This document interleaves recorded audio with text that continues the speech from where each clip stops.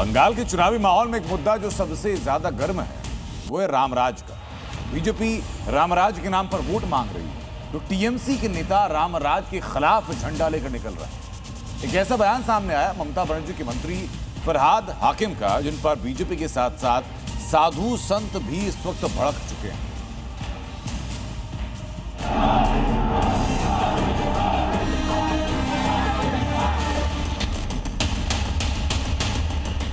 अरे रामराज माने काटना मारना, बुलडोजर चलाना, मुसलमान को मारो।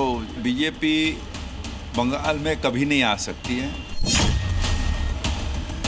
बंगाल के चुनाव में तुष्टीकरण की राजनीति हाई है, जहां एक दिन पहले ही साधु संतों से बदसलूकी के आरोप टीएमसी पर लगे थे और अब बार बार दीदी के नेता मुस्लिम वोट बैंक को खुश करने के लिए जहरीले बयान देते चल रहे हैं। ऐसा ही बयान एक बार फिर दीदी के मंत्री ने दिया, जिनको रामराज जाने के बाद से ही इतनी तकलीफ हुई कि वो बुरी तरह भड़क गए।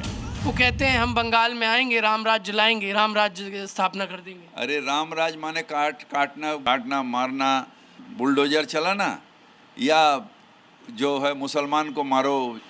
ये कहाँ से सबके अंदर में प्रेम लाएगा? ये कहाँ से सबके अंदर में सौहार्द भाईचारा लाएगा? कहाँ से लाएगा? ये ममता दी थी, ममता दी है और ममता दी रहेगी।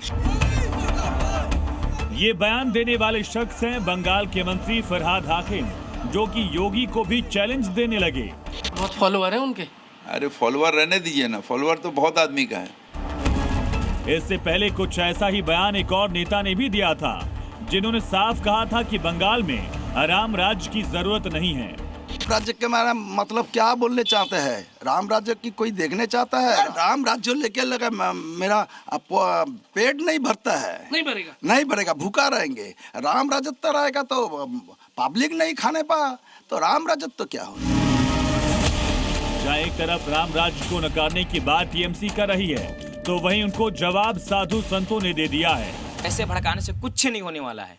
रामराज आएगा और है और हमेशा ही रहेगा। बंगाल में रामराज होना ही है। यूपी में जैसे अभी है, जिन अतिताई लोग लगे हुए हैं षड्यंत्र रचने में, कृत्य करने में, उनको सबको बुलडोजर चलाया जाएगा और हटाया जाएगा बंगाल में। और बंगाल के प्रति जो हमारे सनातन के प्रति भड़का रहे हैं ऐसे अपराधी लोग, तत्व के लोग, जो लोग भी है, वो अपना बढ़िया बिस्तर बांध ले। तो वहीं दूसरी तरफ बीजेपी की तरफ से कहा जा रहा है कि इसी राजनीति की वजह से बंगाल में हिंदू डर में जी रहा है। हिंदू समाज डरे डरे जी रहे हैं, इसलिए परिवर्तन चाहिए। आज टीएमसी का कुछ भी नहीं चलेगा, जनता उनको विसर्जन देने के लिए तैयार है। दरअसल बंगाल की कुल 294 सीटों में से 100 से 110 सीटों पर मुस्लिम मतदाताओं का असर माना जाता है।